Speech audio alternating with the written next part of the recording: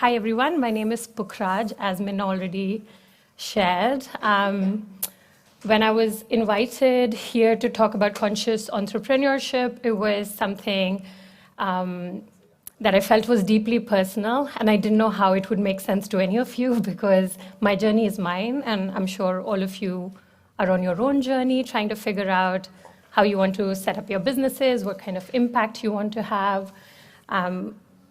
So I decided that I'm going to share a tool that has helped me quite a lot over the last 3 years.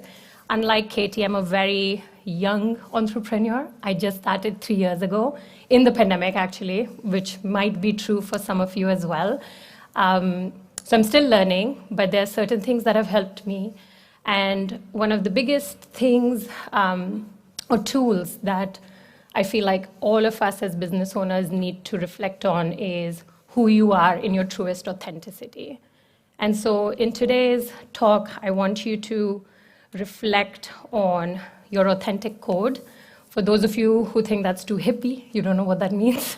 It's essentially your core essence, who you are as a person, what values you have, what drives you, what kind of impact you want to have, what kind of people you spend time with. You being here for a conscious entrepreneurs event already means that we are aligned in values. But at the same time, I think it's important to kind of dig deeper and think about, are you running a business from a place of ego or from a place of your authentic code? So while I share my story today, maybe you can guess what my authentic code is, because you will soon find out. I used to be a teacher, so I will do a little quiz to see who was listening and if you can guess my authentic code, but also think about your authentic code and think about the kind of business you want to run and is it aligned to who you want to be in this planet. Okay, so I will go way back. Ooh, I hope. Is my hair? I can hear it myself. Sorry about that. I will take you back to 2010, which is when I started my professional career. I am from India. I guess you can guess it from the name of my brand. It's called Moi Namaste. But I started my journey as a teacher in Mumbai, in the impoverished communities, the slums of the city, working with children who were in 4th and 5th grades. I was a class teacher of 40 students. If any of you are a Finnish class teacher, I think you can't imagine that many kids in one class, but it's pretty normal in India. And I want to start here because this is where my commitment to impact, my commitment to community started. When you have kids in your class who should be speaking sentences, full sentences, and here you are teaching them phonics, teaching them alphabets, teaching them basic addition, you start to lose hope. But then you take the strength in the reality of the context and you build big dreams that are not just yours, but are collective dreams. So me wanting to make an impact in the lives of others has been my driving force from 2010, which is a long time.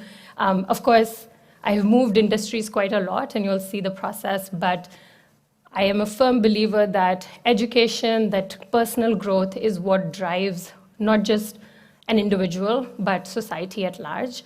And I want to stay in that space, even though I now work in a fashion brand.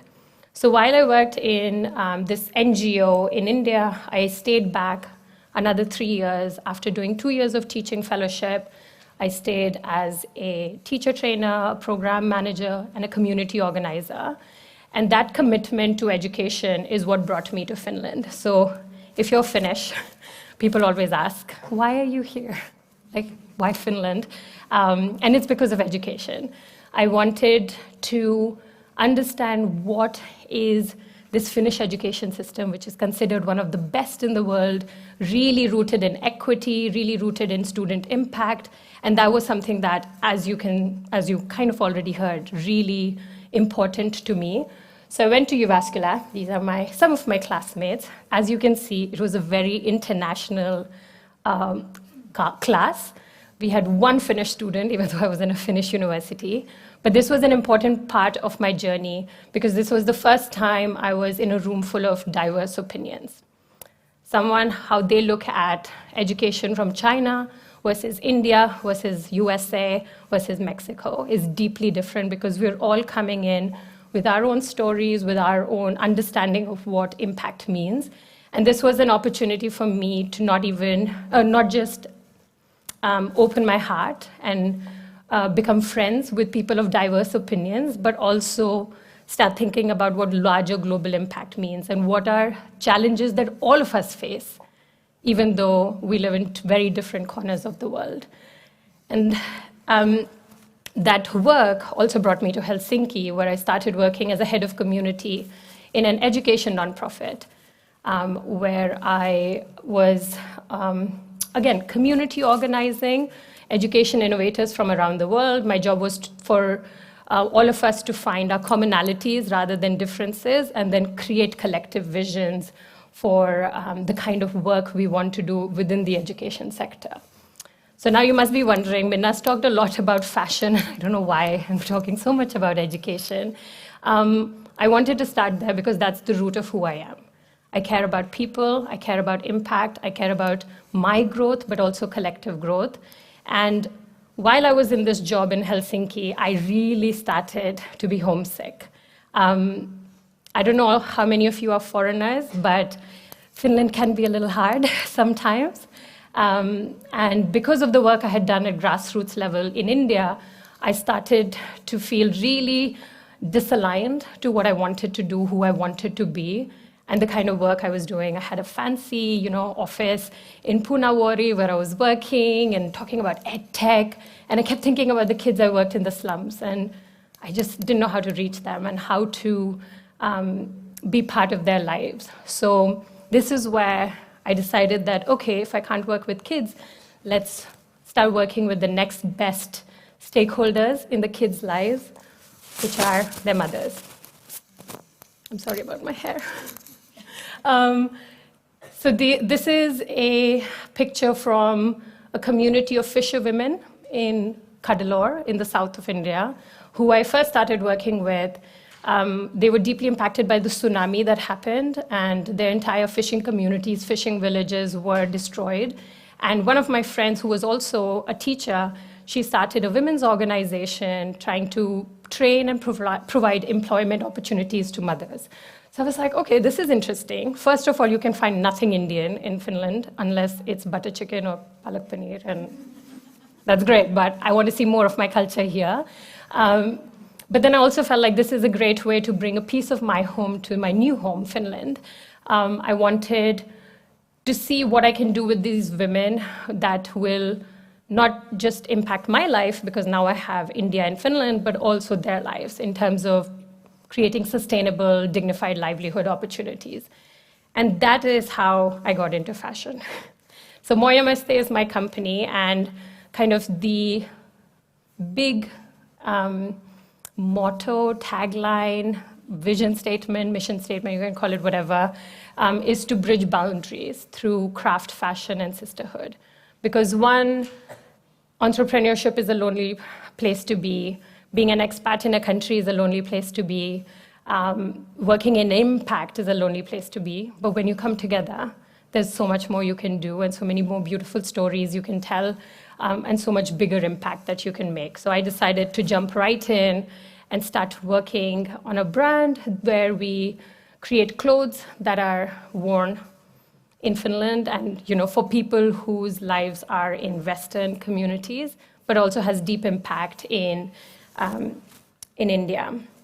So before I jump into the kind of impact we've made, I just want to talk about why I chose these fields, why I chose fashion, why I chose crafts, and why I decided to focus on sisterhood. So one of the things that not many people know, India is home to 7 million artisans, which make 40% of the global artisanal workforce. And the handicraft industry is worth $400 billion US, but only 2% of that revenue comes back to artisans in India. And when I heard that number, I was like, wait, what? We do so much work, and we don't get any benefit or no economic or training benefits. Majority of this community is also women. So there's deep inequity within the craft industry of the kind of economic opportunities that women face if they are craft community stakeholders. A lot of the crafts in India, as you all know, India is a really, really, really old country. It has history and craft heritage from thousands of years ago. And because of, call it fast fashion or mass production, a lot of these crafts are on the verge of extinction. And a lot of the second generation craft community members don't want to continue in the work because of lack of opportunities and growth. They would rather work in a call center for McDonald's than continue to be block printers. So this was something that deeply bothered me, because when you move out of your home country, you become even more patriotic. I don't know if you feel that way, I do. So I was like, no, we can't lose all this beautiful heritage that we have, and we need to do something about it. An industry which is very closely related or connected to the craft industry in India is the fashion industry. So India is the second largest textile exporter in the world, but at the same time, fashion industry as a whole is considered to be the second largest, most polluting industry, with a lot of human rights violations against women documented. If you are interested in sustainable fashion, I'm sure you've heard of the Fashion Revolution movement. Next month is the 10-year anniversary of the Rana Plaza incident, where a clothing factory, a garment-making factory, fell apart, killing thousands of people.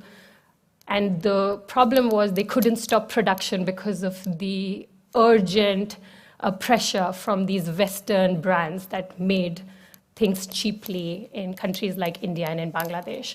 So that was, again, something that really bothered me. And of course, there's so much waste and overproduction in the fashion industry that I felt like this is a nice part, or, well, not nice, but a needed part of the craft and fashion intersection that I wanted to work at.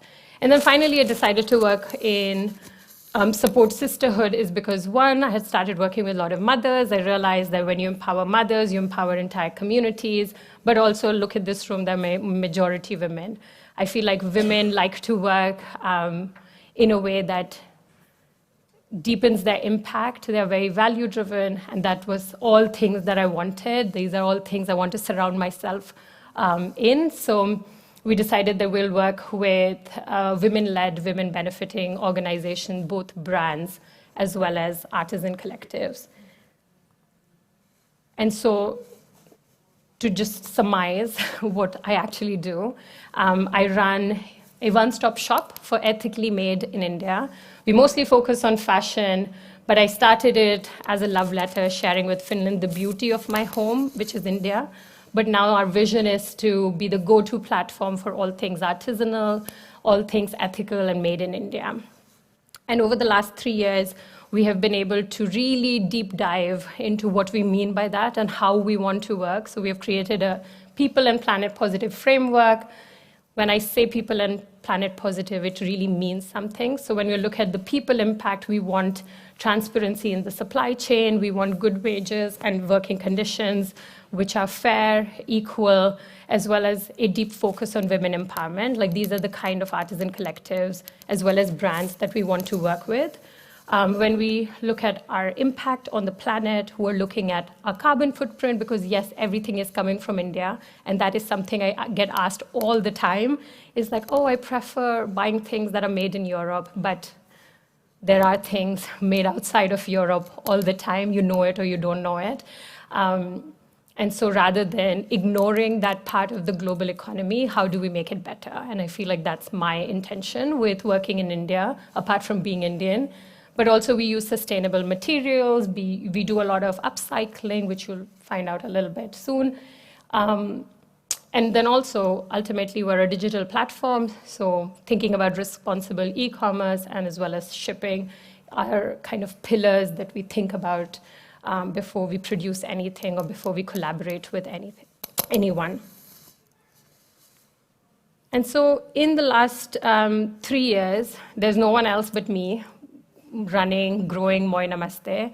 I've had a lot of support from the wonderful women like Minna and all the other ladies who are here, who are part of the CEC network.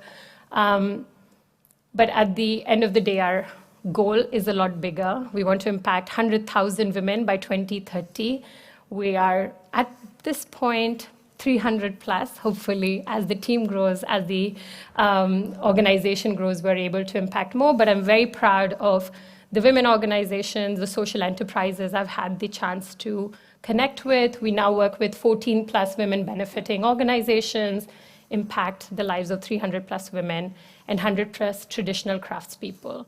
I've distributed that because a lot of crafts in India are done by men, and not everything is done by women.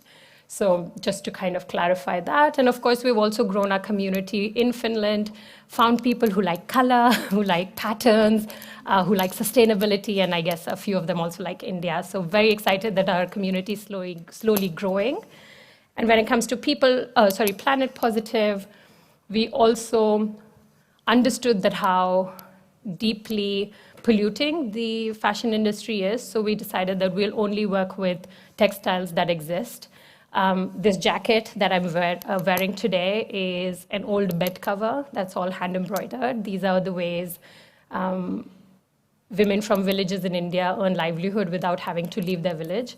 So we find these blankets, these bed covers, and then upcycle them into jackets. So that way, we have rescued, repurposed, and transformed nearly 2,000 meters of fabric already and turned them into ethical and sustainable fashion. And I know this is not the best impact measure, but we also plant trees to slightly counter the carbon footprint that we have also flying in things from India to Finland. Okay, I think I've talked a lot. Before I go to the next slide, let's do that little quiz I was talking about. Just hearing my story so far, can any of you identify what my authentic code might be? Any words that come through in the presentation? Education. I guess I talked too much about education, less about fashion. Connection to my roots. Relearning. Community. Sustainability. One more. I'm very good at the teacher pause. I can wait. Wanting to make a difference. Perfect. So this is what my authentic code is. A few of you already said it. Not exact words, but maybe the same intention. I do care deeply about community, building my community both in India and in Finland, about growth, my growth as well as collective growth, impact so that we're able to live lives that are, that is something we're proud of, and of course beauty. When I walked in, someone said, "You're always the most colorful person in the room," and I guess I am. As you can see from the pictures as well, I just love people, I love colors, I love things that make me believe in the beauty of the world. So it's something that I always look for and go after. So it is a weird but an important, authentic code of mine. And just if you wanted clarification of how it shows up at work, it shows up in the artisanal communities that we work with in India. It shows up in the community of people who we are creating who care about impact-based fashion. It shows up as impact measures as well as the artisan fund that we create where we save 10% of our annual profits for community development and training opportunities for women garment makers. The growth aspect of it is creating the people and planet positive framework and making it, again, like Katie, making it publicly available so people can use it and get inspired by it and then do similar work. And of course, we're also creating a blog, which would be an open resource bank for anyone interested in sustainable and ethical fashion. And then, of course, beauty. We want to create beautiful clothes that women love, feel confident in, and hopefully, as we grow, work towards gender as well as size inclusivity in fashion. So that's all that I have to say. But before I close, I think the question to leave you with is, how does your authentic code show up in your business as well as in your values as a business owner? Because once you identify that, the work becomes easy, not less lonely, but easy. And with that authentic code, articulated, you'll also start to attract beautiful people who support you on that journey. So with that, thank you very much for listening. You can find me on moi.namaste or Pukhraj Ranjan on social media, and that's also my email address. And if you become my friend, I might pull you in for a photo shoot because you can see it on the screen. So yeah, thank you very much for listening.